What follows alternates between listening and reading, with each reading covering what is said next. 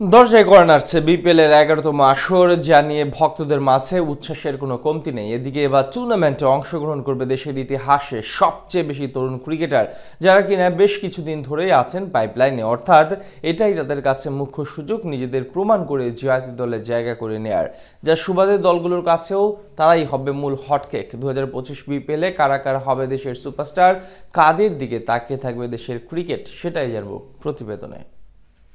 টি-20 ক্রিকেটকে বলা হয় তরুণদের খেলা। আধুনিকতার সাথে যত বেশি ক্রিকেট কাঠামো উন্নত হচ্ছে, ততই তারুণ্য নির্ভর হয়ে উঠছে সংক্ষিপ্ত ফরম্যাটটি, যার সবচেয়ে বড় কারণ সময়ের সাথে পাল্লা দিয়ে ফ্র্যাঞ্চাইজি টুর্নামেন্টগুলোর আবির্ভাব।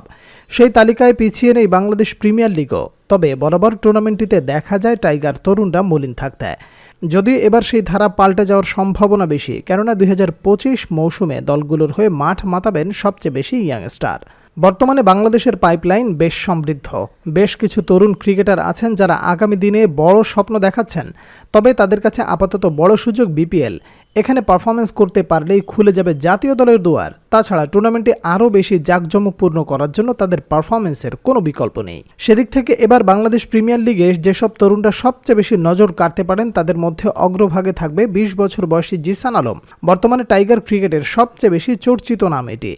গেল এক বছরে নিজের পাওয়ার হিটিং সামর্থ্য ও আগ্রাসন দেখিয়ে নজর কেড়েছেন সবার। তার সবচেয়ে বড় গুণ, পাওয়ার প্লেতে ব্যাটিংয়ে ঝড় তুলতে পারেন ব্যাট হাতে, সাথে প্রায় 150 স্ট্রাইক রেটে ব্যাট করার সামর্থ্য রাখেন। সেই বিচারে আসছে বিপিএল দলগুলোর কাছে হটকেক হওয়ার পাশাপাশি ব্যাট হাতে ঝলক দেখাতে পারেন যুব এশিয়া কাপ জয়ী ওপেনার। তার মতোই প্রথমবারের মতো বিপিএল মাতাতে দেখা যাবে তরুণ মাহফুজুর রহমান রাব্বিকে। এরই মাঝে ভক্তরা ভালোবেসে তাকে আগামী দিনের সাকিব আল হাসান বলেও ডাকেন।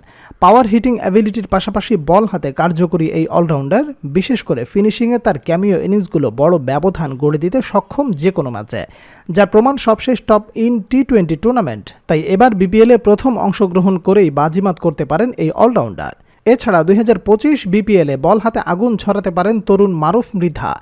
অনেকটা মুস্তাফিজুর রহমানের মতো কাটার নির্ভর বাঁহাতি এই পেসার সবশেষ যুব বিশ্বকাপ ও এশিয়া কাপ থেকে আলোচনায় তার নাম। এরই মধ্যে নিজেকে শতভাগ প্রমাণ করার পাশাপাশি বড় স্বপ্ন দেখাচ্ছেন বোলিং নৈপুণ্য দেখিয়ে। তাই এবার বিপিএলে দলগুলোর আগ্রহের শীর্ষে থাকবেন তিনি। সাথে সেরা উইকেট শিকারী হলেও অবাক হওয়ার মতো কিছুই থাকবে না। এছাড়া তাদের সাথে নজর কাড়তে পারেন তরুণ আইচ মোল্লা ও পারভেজ হোসেন ইমনদের মতো তরুণরা। ব্যাট হাতে দীর্ঘদিন ধরে এইচপি টিমের হয়ে খেলছেন এই দুইজন। বিশেষ করে সম্প্রতি সময়ে পারভেজ হোসেন ইমন দারুণ ছন্দে আছেন। গেল মাসে অস্ট্রেলিয়া 9 দলের টুর্নামেন্টেও হেসেছিল তার ব্যাট। তাই আগামী বিপিএলে ভক্তরা তার কাছ থেকে ন্যূনতম একটা হলেও সেঞ্চুরি আশা করেন। টি-20 ক্রিকেটকে বলা হয় তরুণদের খেলা। আধুনিকতার সাথে যত বেশি ক্রিকেট কাঠামো উন্নত হচ্ছে, ততই তারুণ্য নির্ভর হয়ে উঠছে সংক্ষিপ্ত ফরম্যাটটি,